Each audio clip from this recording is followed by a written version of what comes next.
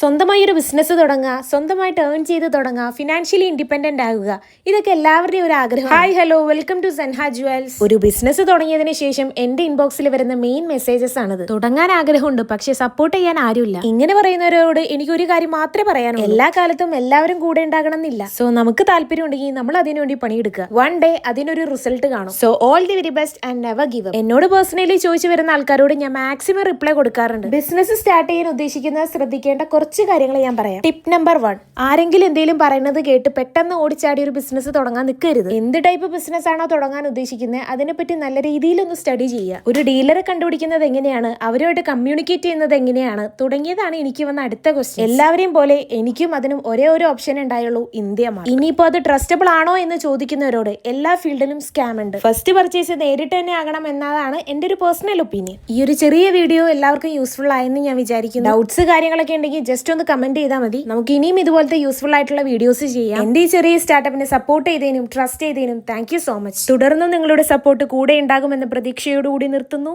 അപ്പോൾ okay, by.